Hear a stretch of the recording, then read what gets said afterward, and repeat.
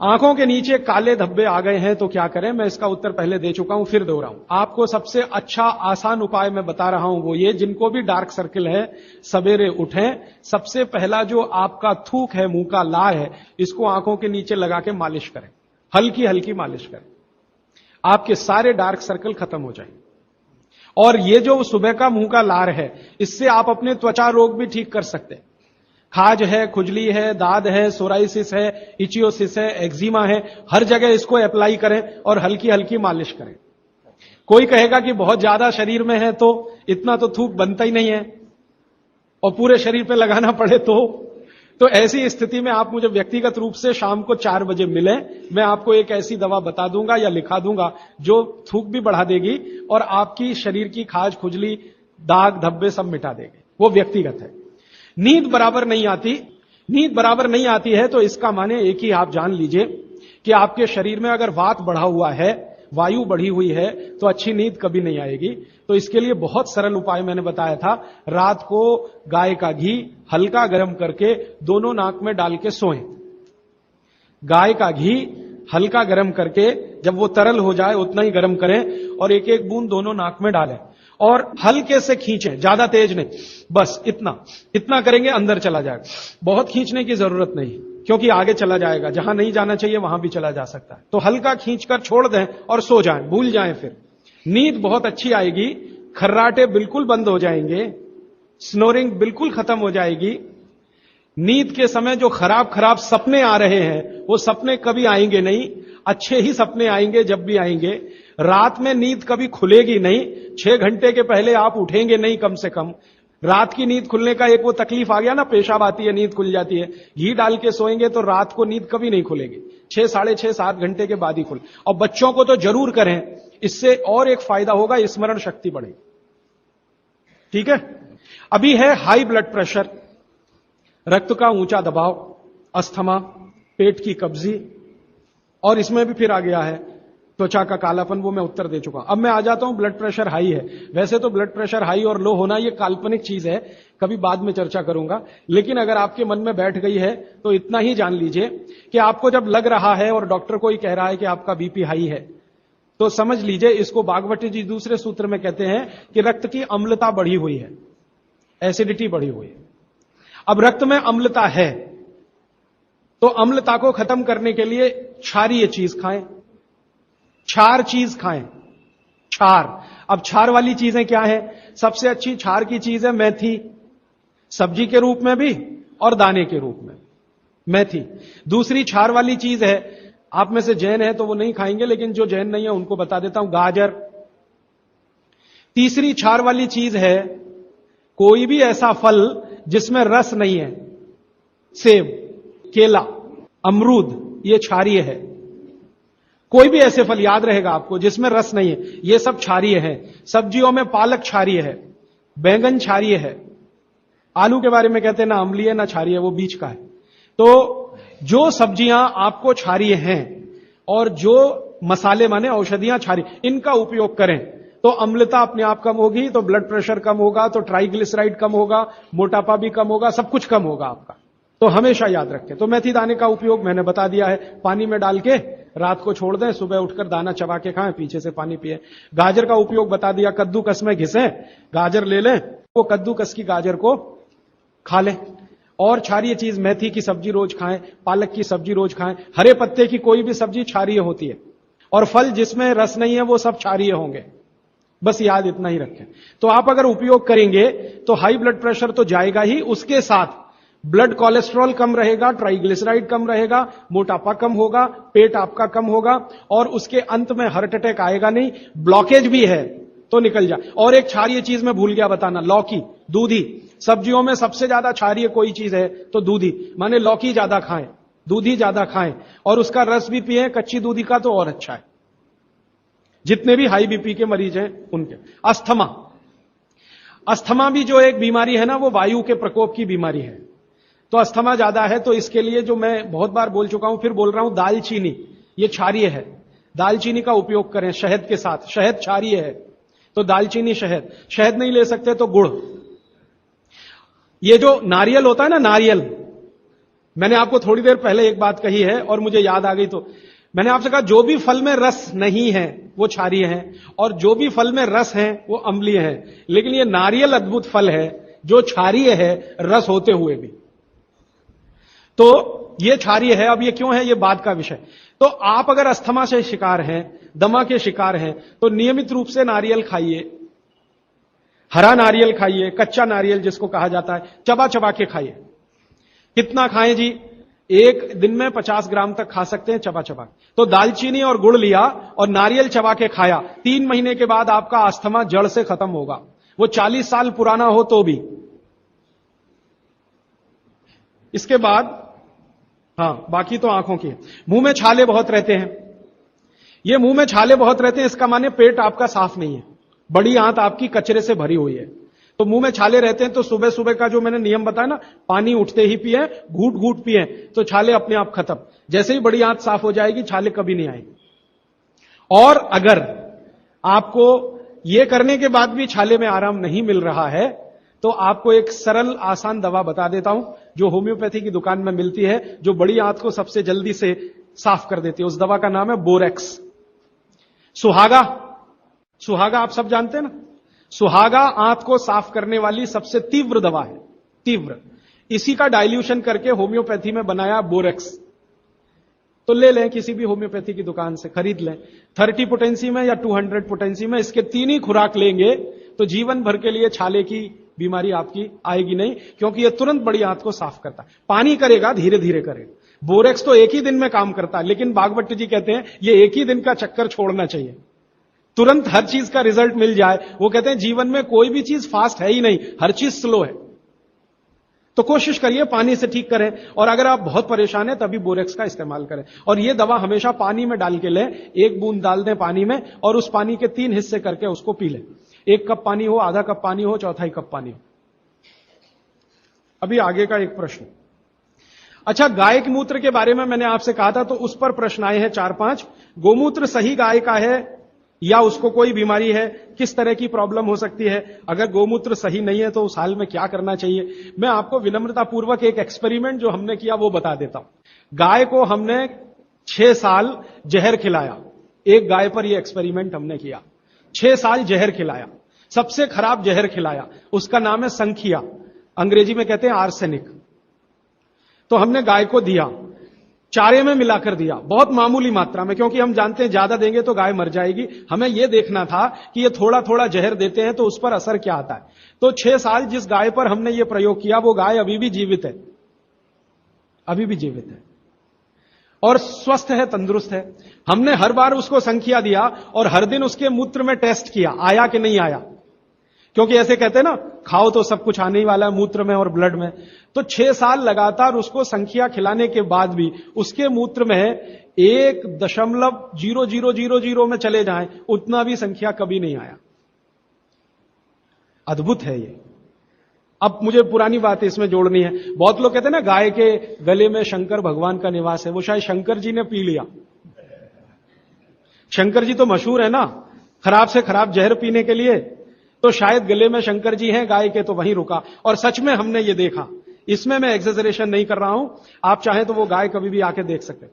हमने उसके गले के आसपास महसूस किया 6 साल में एक ब्लू कलर का रिंग बन गया है, ब्लू कलर का, और वहां से ब्लड निकाला, उसको टेस्ट किया तो उसमें पूरा संख्या है, माने आर्सेनिक है। गले के नीचे वो गया ही नहीं, गले में ही रुक गया। शंकर भगवान ने शायद रोक लिया। तो आप बेखटके गाय का मूत्र पी लीजिए।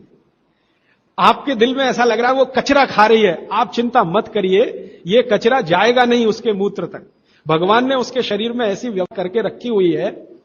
लेकिन अच्छा ये होगा आपके दिल और मन की तसल्ली के लिए कि गाय अच्छा चारा खाती हो, साफ सुथरे वातावरण में रहती हो और नियमित घूमने के लिए जाती हो, उसका मूत्र जरूर पिएं, वो सबसे ज्यादा लाभकारी तो है। लेकिन कुछ मजबूरी आ गई, मजबूरी से मतलब मैं समझाना चाहता हूं। आप एक ऐसी जगह रहते हैं जहां गाय कचरा ही खाती है और आपको ऐसी कोई गाय मिल ही नहीं रही है जो शुद्ध चारा खाती हो और बराबर घूमने जाती हो, और आप किसी बीमारी से तड़प रहे हैं, परेशान हैं, और वो बीमारी में आपको गोमूत्र चाहिए ही, तो बिना संकोच के ले लें। उसका हानि तो नहीं करेगा, कुछ फायदा ही कर जाए। गोमूत्र के बारे में अब तक की जो रिसर्चेज हैं वो ये हैं कि इसके साइड इफेक्ट है नहीं। शरीर पता है क्या करता है, आपने मूत्र ज्यादा भी पी लिया तो ये शरीर 20 मिनट के बाद उसको पेशाब के साथ अपने आप ही निकाल देता है, रहने ही नहीं देता उसको। तो थोड़ा ज्यादा पी लिया या खराब पी लिया वो निकल ही जाएगा, जो काम का है उतना ही रह जाएगा। अब गाय का ऐसा बना भगवान ने बनाया है, इसलिए भागवत जी कहते हैं कि ये विशेष तरह का एक जानवर या प्राणी है जो भगवान ने बहुत सोच समझ के बनाया। तो गाय के बारे में इतना।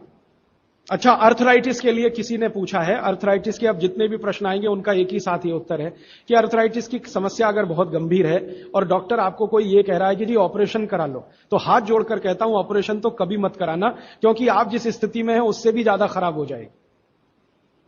इस हिंदुस्तान के भूतपूर्व प्रधानमंत्री श्री अटल बिहारी वाजपेयी ने दुनिया के सबसे बड़े डॉक्टर से ऑपरेशन कराया था, नहीं कराया? स्पेशल चार्टर्ड प्लेन भेजकर अमेरिका से उस डॉक्टर को बुलाया, डॉक्टर राणावत, और उसने दुनिया के सबसे अच्छे घुटने कप्स लाकर अटल जी को फिट किए हैं। अटल जी को देख लीजिए आप, पहले तो थोड़ा चल लेते थे, अब तो चलना ही बंद हो गया, सिर्फ व्हील चेयर पर ही रहते हैं। और वो खुद कहते हैं कि मैं पहले से ज्यादा तकलीफ में हूं। तो आप मत करिए। फिर आप बोलेंगे जी क्या करें, डॉक्टर बोलता है ऑपरेशन मत कराइए। आप क्या करें, अर्थराइटिस के लिए जो सबसे अच्छे कॉम्बिनेशन भागवत जी के हैं उनका उपयोग करिए। उसके लिए सबसे अच्छा वो बोलते हैं चूना खाइए, चूना क्षारीय है, अम्लता को कम करता है, ज्यादा अम्लता बढ़े तो अर्थराइटिस होता है, तो चूना खाइए। खाने का तरीका मैंने बता दिया, दही में, छाछ में, पानी में, जूस में। और एक दिन में अर्थराइटिस के पेशेंट 2 ग्राम खा सकते हैं, स्वस्थ आदमी तो 1 ही ग्राम खाए। चूना खाइए। मेथी दाना लीजिए, क्षारीय है। और सबसे क्षारीय चीज जो है वो है हार सिंगार का पेड़। हार सिंगार देखा है? परिजात हार सिंगार, छोटा सफेद रंग का एक फूल आता है और केसरिया डंडी होती है। सफेद फूल और केसरिया डंडी, बहुत तेज खुशबू है, रात को ही खिलता है। रात रानी भी कुछ लोग कहते हैं, हार सिंगार कहते हैं। ये पेड़ के जो पत्ते हैं वो ब्रह्मांड में सबसे ज्यादा क्षारीय माने जाते हैं, जो भी औषधियां। तो इसके पत्ते कहीं भी मिल जाएं, 4-5 पत्ते पीसिए, पीसकर पानी में डालिए, खूब उबालिए। पानी इतना उबालिए कि थोड़ा कम हो जाए, आधा रह जाए, फिर ठंडा कर लीजिए। फिर वही पानी चाय की तरह से चुस्कियां ले लेकर सवेरे खाली पेट पीजिए। मैंने ये देखा है, गंभीर से गंभीर अर्थराइटिस पेशेंट को हफ्ते 10 दिन में ही रिलीफ कर देता है। तो ये कहीं भी मिल जाए। नहीं मिले तो हार सिंगार का पौधा गुड़वांचरी में है, तो आप थोड़े पौधे बंटवा दीजिए, सब अपने घर में लगा लें, गमले में हो जाता है आसान। और कुछ खाली स्पेस है तो जरूर, क्यों, ये हर घर में रहे पेड़। कारण क्या है कि आज अर्थराइटिस ही सबसे ज्यादा तकलीफ दे रहा है लोगों को। सुगंधी तो आएगी, नींद अच्छी देगा। जहां आपका बेडरूम है उसके पीछे जरूर लगा लीजिए, और उसका पत्ता आपको अर्थराइटिस से मुक्ति देगा। और दोनों तरह की अर्थराइटिस, रूमेटिड और ऑस्टियो, दोनों ही खत्म होती है इस हार सिंगार के पत्ते से। आइसक्रीम कब खा सकते हैं? कभी भी नहीं, कभी भी नहीं। और अगर आइसक्रीम खा ही रहे हैं, आप कहते हैं जी मन नहीं मानता, स्वाद है और मुंह को लग गया है, अब क्या, तो इसका एक उपाय बता देता हूं। आइसक्रीम खाइए और पीछे से गर्म पानी में घी मिला के पी लीजिए, तो जो कुछ भी तकलीफ वो करने वाली है उससे आप बच जाएंगे। ना खाएं तो सबसे अच्छा। दालचीनी सौंठ का काढ़ा ये लोग जरूर पिए, जिनको अस्थमा है, जिनको अर्थराइटिस है, माने वायु के रोग हैं, वो दालचीनी का काढ़ा जरूर पिए, गुड़ मिला के। मूंगफली और तिल जरूर खाएं। भगवान की दी हुई तिल दुनिया की सबसे अद्भुत वस्तु है। मैं तो आपको कहता हूं, जिंदगी भर मोटापे से बचना है, हार्ट अटैक से बचना है, आपको अर्थराइटिस से बचना है, तो रोज खाने के बाद तिल खाएं, चबा चबा के। काला तिल मिले तो बहुत अच्छा, नहीं तो सफेद ही खाएं। और आप जहां रहते हैं यहां के लिए तो बहुत ही अच्छा, मद्रास जैसे एरिया के लिए। एसिडिटी कम करने के लिए क्या करें? अम्लीय चीज ना खाएं, क्षारीय चीज ज्यादा खाएं, एसिडिटी कम होगी। और पानी घूट घूट पिए, 1-1.5 घंटे के बाद पिए, सुबह उठते ही पानी पिए, एसिडिटी सबसे पहले खत्म होगी। और आखिरी दवा जो सबसे प्रभावी है, जिनको भी एसिडिटी की बहुत तकलीफ है, खाने के बाद ये जो अजवाइन है ना, अजवाइन, इसको भूने तवे पे और थोड़ा काला नमक मिला के ले लें। मिश्री का सेवन बहुत अच्छा है, चीनी से बहुत अच्छा, लेकिन गुड़ से थोड़ा कम अच्छा। मिश्री चीनी की तुलना में तो बहुत अच्छी है और गुड़ से कुछ कम अच्छी है। तो चीनी छोड़ रहे हैं तो मिश्री पे चले जाइए, मिश्री छोड़कर गुड़ पे आ जाइए। हाँ, एक किसी ने सवाल पूछा है कि आप कौन सी जगह पे परमानेंट मिलते। मैं परमानेंट कहीं नहीं मिलता। लोग जो है ना मुझे कहते हैं कि राजीव दीक्षित रेल आश्रमी है, माने हर दिन ज्यादा से ज्यादा मैं रेल में मिलता हूं। तो परमानेंट मिलने के लिए एक केंद्र है, आपको उसका पता किताब में है, वो आप ले लीजिए। फोन नंबर, वहां आप कोई भी चिट्ठी भेजेंगे, मैं जहां भी रहता हूं मेरे पास आ जाती है। और ये करेंगे तो मैं हर जगह खोल खोल के मेरा मेल बॉक्स चेक करता रहता हूं। तो वो पता जो वर्धा सेवाग्राम का है, भारत पीठम 10 जोतवानी लेआउट, सेवाग्राम रोड, सेवाग्राम, जिला वर्धा, महाराष्ट्र, ये मेरा परमानेंट केंद्र है। वहां आप पत्र भेज सकते हैं, फोन भी कर सकते। वहां फोन कभी भी करें तो पता चल जाएगा मैं कहां हूं। और मेरा मोबाइल नंबर आप सबको मैं चाहूं तो लिखा देता हूं, 9422903599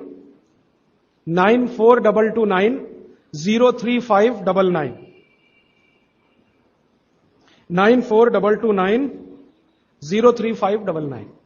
ये मेरा मोबाइल नंबर है। और ईमेल एड्रेस है rajivdixitaba@redixitab@rediffmail.com। और प्रदीप भाई, ये कभी भी आप इनको संपर्क करेंगे तो ये कहीं भी खोज के बताएंगे कि मैं कहां हूं।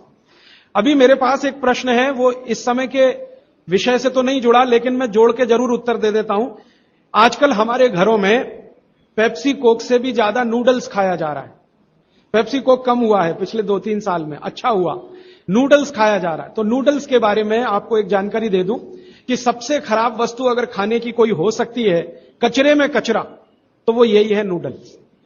एक तो मैदे की है, ऊपर से सड़ा हुआ है। 6-7 दिन मैदे को सड़ा के रखा जाए तब नूडल्स तैयार होता है। और इस नूडल्स में टेस्ट लाने के लिए सुअर के मांस का रस मिलाया जाता है। बिना उसके नूडल्स बन ही नहीं सकता। जो मैगी है ना, मैगी या कोई भी नूडल्स, सुअर के मांस का रस, सड़ा हुआ मैदा, 6-6 दिन पुराना, उससे तैयार हुआ है। अब आप तय कर लो खाना है या नहीं खाना। एक प्रश्न है जिसका उत्तर दे नहीं सकता। किसी ने कहा आज की शिक्षा बहुत बेकार है, वैकल्पिक शिक्षा की बात बताइए। तो समय ज्यादा है, आप मुझे ईमेल करिए, मैं लंबा जवाब दूंगा। गाय का घी कान नाक में डालने के लिए मैंने बोला था, तो वो उत्तर दे चुका हूं। फिर रिपीट इसलिए कर रहा हूं कि गलती ना करें। घी को हल्का गर्म करना है, ज्यादा नहीं। गाय का घी नाक में डालने के लिए हमेशा हल्का गर्म करना है, ज्यादा नहीं। और एक ही बूंद एक नाक में, दूसरी बूंद दूसरी नाक। हां, एक बहुत अच्छा सवाल है, दैनिक जीवन में कौन सा नमक खाएं? सबसे अच्छा सेंधा नमक खाएं। और इसको याद ऐसे रखें, पत्थर वाला नमक खाएं। यह समुद्र के पानी का नमक कम से कम खाएं।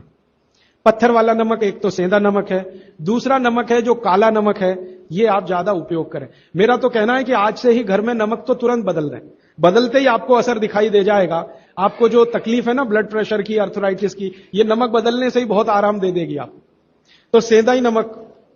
किसी ने कहा है कि गोमूत्र अर्क लेने में पहले दिन खराब लगा, 3 दिन खराब लगेगा, 3 दिन, चौथे दिन से अच्छा लगेगा। तो छोड़े नहीं उसको। एक दिन खराब लगा, छोड़िए मत, दूसरे दिन भी लीजिए, तीसरे। गोमूत्र अर्क है ना, तो 1 चम्मच से ज्यादा मत लीजिए। और गोमूत्र प्योर है तो आधा कप लीजिए। किसी को प्रश्न है कि दिन भर नींद आती रहती है, क्या करें?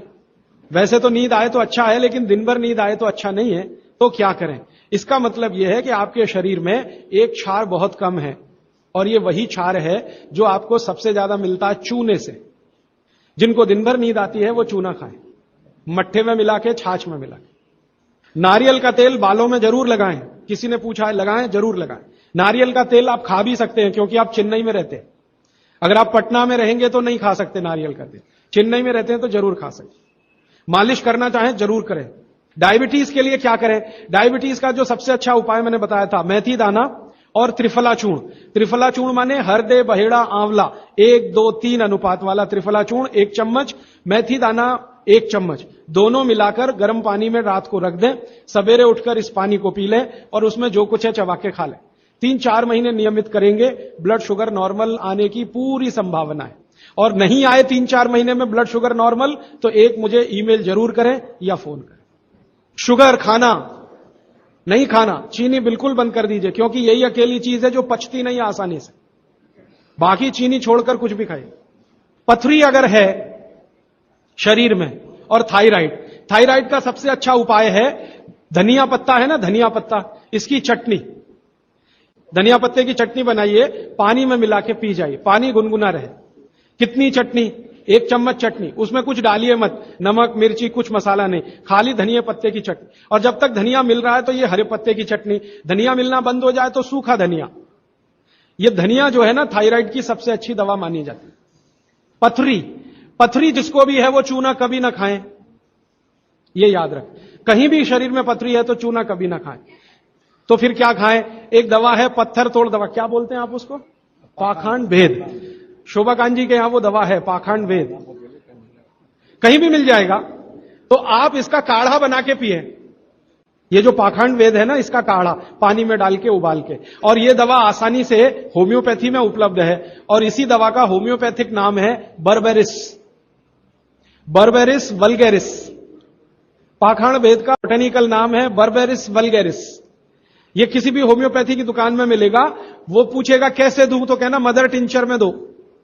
ये कोई भी घर में रखिए आप, बिल्कुल निसंकोच इस्तेमाल करते हैं, साइड इफेक्ट कुछ नहीं है इस दवा का। बर्बेरिस वल्गैरिस मदर टिंचर ऐसा बोलिए तो ये हल्के गुलाबी रंग की होगी, डार्क कलर की भी हो सकती है। इसकी 10-10 बूंदें चौथाई कप पानी में डालकर दिन में 3-4 बार पिलाएं। 1 महीने सवा महीने में सारी पथरी टूटकर निकल जाएगी। और नहीं तो पाखंड वेद जो दवा मिले आयुर्वेद की, उसका काढ़ा बना के 15-20 दिन ले लें। काढ़ा जल्दी तोड़ता है पत्थर को, बर्बेरिस को समय ज्यादा लगता है। पानी में चूना मिला के पी सकते हैं, जरूर पीजिए, पथरी वाले नहीं। दांतों का दर्द, दांतों के दर्द की सबसे अच्छी दवा है लौंग। लौंग इस्तेमाल करिए, लौंग का तेल इस्तेमाल करिए। और दांतों में दर्द हो ही नहीं तो थोड़ा थोड़ा चूना खाते रहिए। और दांतों में दर्द हो ही नहीं तो दातुन करते रहिए, दंत मंजन करते रहिए, पेस्ट बंद कर दीजिए। हां, अभी एक जरूरी प्रश्न आया, शराब और गुटखा छोड़ने के लिए क्या करें? जरूर आप इसको ध्यान से नोट कर लीजिए, ये बहुत लोगों के काम। शराब, गुटखा, तंबाकू, सिगरेट और बीड़ी, ये 5 बुराइयां व्यसन के रूप में हमारे घरों में आई हैं और देश का सर्वनाश किया है। इनके बचने के लिए बहुत अच्छा है, संकल्प शक्ति से बचें तो अच्छा है। भागवत जी कहते हैं किसी भी व्यसन से बाहर आना हो तो संकल्प शक्ति के साथ आइए तो अच्छा है। नहीं है संकल्प शक्ति तो दवा का उपयोग करिए। तो क्या दवाएं हैं आपके पास? सबसे अच्छी दवा है शुद्ध गाय का मूत्र, अर्क नहीं, शुद्ध गाय का मूत्र। दूसरी दवा आपके घर में है अदरक या सौंठ। जिनको शराब से छुड़ाना है, बाहर निकालना है, उनको और सौंठ ज्यादा खिलवाइए, रस पिलवाइए अदरक का, सौंठ का काढ़ा बना के दीजिए, गुड़ मिला के दे सकते हैं सौंठ का काढ़ा बना के। और गोमूत्र पीने को बोलिए। नियमित रूप से अगर आधा कप भी गोमूत्र पिया तो सवा महीने में छूट जाती है। शराब जो पीते हैं, बीड़ी सिगरेट जो पीते हैं, उनके शरीर में एक केमिकल बढ़ जाता है, उसका नाम है सल्फर। और सल्फर को कम करने के लिए सल्फर ही चाहिए। आयुर्वेद में कहा है ना कि विष को विष मारता है, तो सल्फर बढ़ता है। तो सल्फर कम करने के लिए बाहर से सल्फर चाहिए, और बाहर का सबसे अच्छा सल्फर गोमूत्र में है। सर्दी जुकाम, सर्दी जुकाम ज्यादा है, बार बार है, सबसे अच्छी दवा है। आप अगर बच्चों के लिए ले रहे हैं तो कफ दूर करना है उनका, कफ नाशक सबसे अच्छी दवा मैंने पहले दिन बताई थी, शहद है। दूसरी शहद नहीं लेते तो गुड़ है, तो बच्चों को गुड़ दीजिए ज्यादा।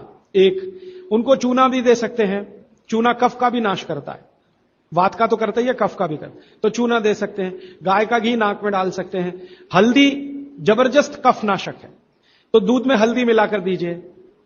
और दूध हल्दी थोड़ा घी मिलाएं तो और भी अच्छा कॉम्बिनेशन है। तो जिनको सर्दी जुकाम बार बार होते हैं उसके लिए। पित्त बढ़ा है तो क्या करें? देशी गाय का घी खाइए। देशी गाय का घी गरम गरम पानी में डालकर पिए तो सब पित्त को शांत करेगा। और दूसरी चीज मैंने पहले बता दी है, अजवाइन और काला नमक, यह भी पित्त बढ़े तो शांत करेगा उसको। एक मेरे पास डिफिकल्ट केस है, ये मुझे व्यक्तिगत रूप से मिले। कोई एक महिला है, उसकी लंबाई लगातार बढ़ रही है, ये मुझे शाम को मिले 4 बजे।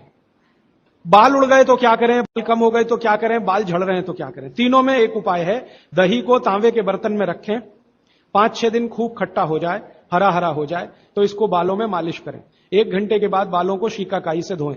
हफ्ते में 1 दिन जरूर करें। त्रिफला शहद और गुड़ के साथ सबसे अच्छा है, गुड़ के साथ सुबह खाएं, और दूसरा चाहें तो शहद के साथ भी खाएं। त्रिफला को औषधीय के रूप में लेना है, औषधि ऐसी जो धातुवर्धक है तो सुबह ही खाएं, और त्रिफला को रेचक के रूप में लेना है, माने पेट साफ करे तो रात को ही खाएं सोने के पहले। बहुत ज्यादा छींकें आती हैं, नाक से पानी गिरता है, थोड़े दिन चूना खिलाएं और गाय का घी नाक में डालें, 15-20 दिन में छींकें भी बंद होंगी, पानी गिरना भी बंद। केवड़ा डालकर जल पी सकते हैं क्या गर्मियों में? केवड़ा एक होता है ना, आयुर्वेदिक औषधि है, केवड़ा डाला हुआ जल सिर्फ गर्मियों में, मार्च, अप्रैल, मई, जून, बारिश जैसे ही शुरू हो केवड़ा वाला जल बंद कर दीजिए। केवड़ा और एक होता है खस, ये दोनों मिलाया हुआ जल गर्मियों में। अर्जुन की छाल लेने का समय सवेरे का, काढ़ा बनाकर दूध में नहीं तो पानी में, शक्कर नहीं मिलाएं उसमें, गुड़ मिलाएं, अर्जुन की छाल। टॉन्सिलाइटिस की रेमेडी, टॉन्सिल्स की सबसे अच्छी रेमेडी हल्दी, हल्दी का दूध बच्चों को रात को पिलाएं, टॉन्सिल नहीं होगा। पिपरमेंट के बारे में किसी ने पूछा है, आप शाम को 4 बजे मिले, मैं थोड़ा विस्तार से बता दूं। यूरिक एसिड अगर शरीर में जमा है तो मैंने आपसे बार बार कहा है क्षारीय चीजें ज्यादा खाएं, एसिड निकल जाएगा। सबसे अच्छी क्षारीय चीज गोमूत्र पी लें, यूरिक एसिड एकदम साफ कर देता है गोमूत्र, लेकिन प्योर गोमूत्र। उड़द की दाल दालों का राजा है, बिल्कुल सही है, लेकिन दही के साथ नहीं। खाली उड़द की दाल खाइए, दालों का राजा है, बिल्कुल सही बात है, दही के साथ नहीं, दही के साथ ये जहर है। सुबह दूध पी सकते हैं, मैंने मना किया है, सुबह जूस पीना है, दोपहर को छाछ और रात को दूध, लेकिन पीना ही है अगर तो आंवले के साथ पिए, ना पिए तो अच्छा, सुबह का दूध ही पीना है तो आंवले के साथ। मोटापा कम करने के लिए उपाय बता दीजिए, आप लिख लीजिए इसको, नहीं तो याद कर लीजिए। जिनको भी मोटापा कम करना है उनको क्षारीय चीजें ज्यादा खानी है, तो मैंने आपसे कहा गाजर खाइए, गाजर नहीं खा सकते दूध ही खाइए। अब खाएं कैसे? गाजर को कद्दूकस में घिसिए और उसके लच्छे बनेंगे। फिर थोड़ी एक और क्षारीय चीज आपको आजकल उपलब्ध है, सेब, सेब पूरा क्षारीय होता है, तो सेब को कद्दूकस में घिसिए, दोनों बराबर मात्रा में मिला के सुबह पेट भर के खा लीजिए, 3 महीने लगातार खाइए। फिर अगले 3 महीने इसको बैलेंस करने के लिए आंवला खा लीजिए, आंवला 2-3 आंवला रोज मुरब्बे के रूप में या कह। फिर 3 महीने आंवला हुआ, फिर वापस इस गाजर और इस पे आ जाइए।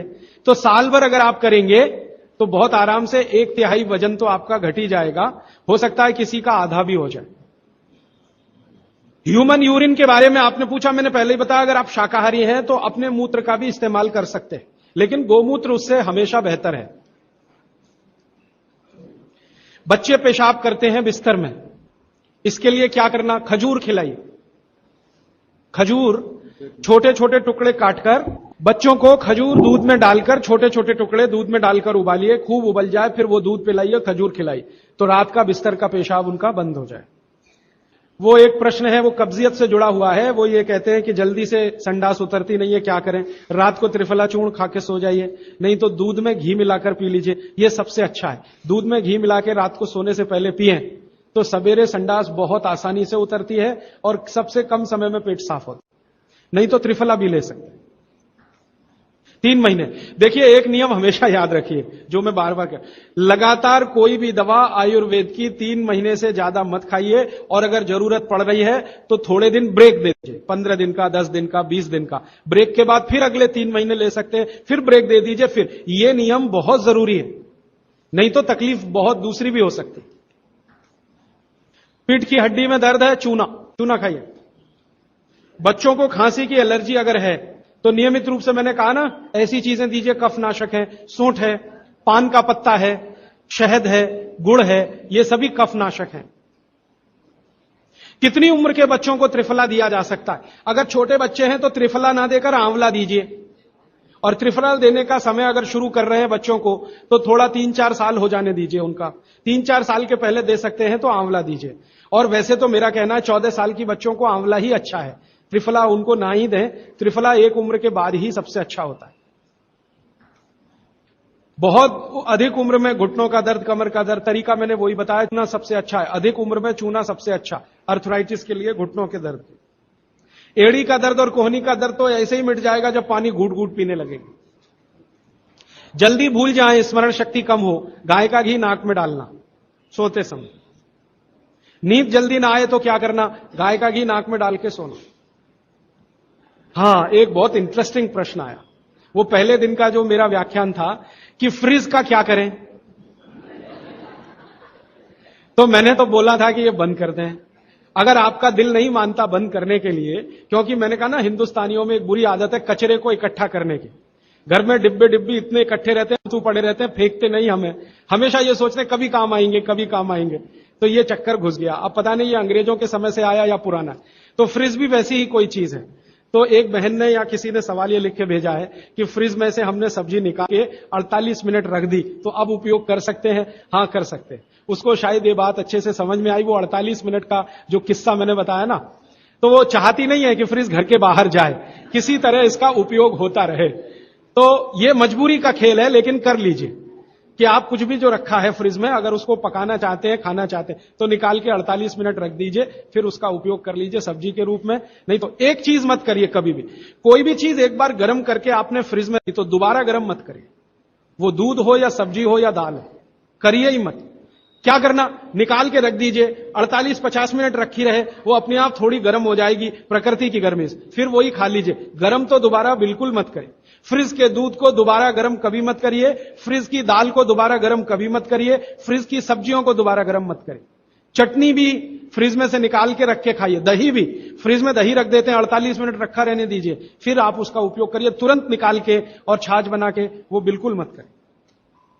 मेवा खाना चाहिए कि नहीं? सूखा मेवा जरूर खाइए, ड्राई फ्रूट्स आप जरूर खाइए, लेकिन जो ड्राई फ्रूट्स आपके लिए अनुकूल हैं, आप जहां रहते हैं वहां के हिसाब से मैं कह रहा हूं, सबसे अच्छा बादाम आपके अनुकूल है। आपके अनुकूल काजू नहीं है, बादाम बहुत अनुकूल है मद्रास में रहने वालों को, काजू अनुकूल है जम्मू कश्मीर में रहने वाले, तो बादाम भरपूर रखते हैं। और जो दूसरी चीज अनुकूल है, मुनक्का, किशमिश। किशमिश और मुनक्के में थोड़ा अंतर है, बड़ी किशमिश को मुनक्का, तो मुनक्का और किशमिश ये आपके बहुत अनुकूल है। बादाम आपके बहुत अनुकूल है। मखाना, मखाना 50-50 है। ज्यादा अनुकूल तो बिहार उत्तर प्रदेश वालों को है, और थोड़ा चले तो झारखंड वालों को। आपके लिए 50-50, ना बहुत प्रतिकूल है ना बहुत अनुकूल है, बीच का है। और बाकी जो अखरोट वगैरह हैं ये आपके अनुकूल नहीं।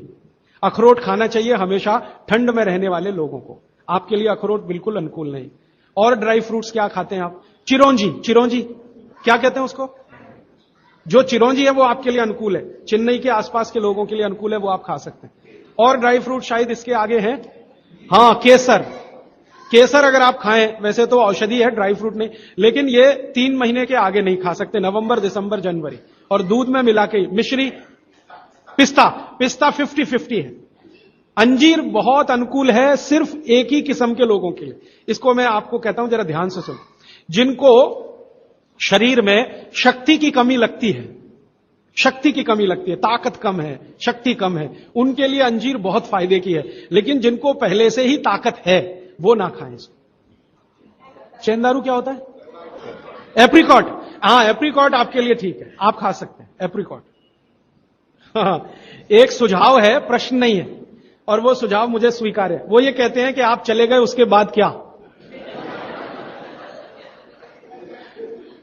तो उसके बाद ये व्यवस्था या अभियान या ये बातें या ये ज्ञान सतत निरंतर चलता रहे, इसके लिए आपकी मेरी एक छोटी सी कोई एक एडजस्टमेंट हो जाए तो बहुत अच्छा। मैं ये चाहता हूं कि जो कुछ मैंने सीखा वो आप सीख लो। हाँ, और बाबूजी बोलेंगे वैसे, मेरा ऐसा कहना है जो मैंने सीखा वो आप सीख लो, उतना ही सीख लो जितना मेरे पास है, फिर आप उससे आगे भी सीख सकते हैं, और ये दूसरों को सिखाते जाएं। तो नियमित रूप से ऐसी व्यवस्था अगर आप सब मिलकर करें, मुझे स्वीकार है। सुबह का पानी तांबे के बर्तन का पी सकते हैं जिनको कब्जियत की बहुत तकलीफ है, लेकिन शरीर में तांबा ज्यादा हो तो वो नहीं पिए। लेकिन सबसे अच्छा जो सम पानी माना जाता है, इसमें आपको कुछ सोचना ही नहीं पड़ेगा, सादा बर्तन का, माने वो पीतल के उसमें रखा हुआ या कांसे के उसमें रखा हुआ, नहीं तो स्टील में रखा हुआ, गर्मी के दिनों में घड़े का, मिट्टी घड़े, तांबे का पानी पी सकते हैं। हाँ, क्योंकि कुचालक है ना लकड़ी, और तांबा बहुत ज्यादा सुचालक है। एक होता है कंडक्टर और एक बैड कंडक्टर। तांबा सबसे बड़ा कंडक्टर है और लकड़ी सबसे बड़ा बैड कंडक्टर है। तो ये अगर आपने तांबा पिया माने, तो अर्थ के साथ जो कांटेक्ट है ना नंगे पांव, तो वो खत्म करेगा आपको। इसलिए पांव में चप्पल रहे, लकड़ी के पट्टे पे खड़े रहे, प्लास्टिक की चप्पल पहन के हो, रबर की चप्पल पहन के हो, तभी तांबे के बर्तन का पानी पीना। केन वाटर, बहुत लोग आजकल केन वाटर पी रहे हैं, ऐसा प्रश्न आया, तो ये क्या अच्छा है? बिल्कुल अच्छा नहीं।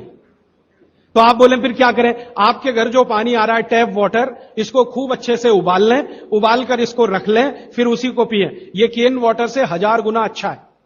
केन वाटर पता है क्या है? ये पानी को शुद्ध करने के लिए ब्लीचिंग करते हैं उसकी। उस ब्लीचिंग में क्लोरीन इस्तेमाल होता है, फ्लोरीन इस्तेमाल होता है, और वो फिर शरीर में जाए तो बहुत खराब है। और केन वाटर का टेस्ट सादा पानी से बिल्कुल अलग होता है। तो केन वाटर से 1000 गुना अच्छा है टैप वाटर, लेकिन उबाल कर रखा गया।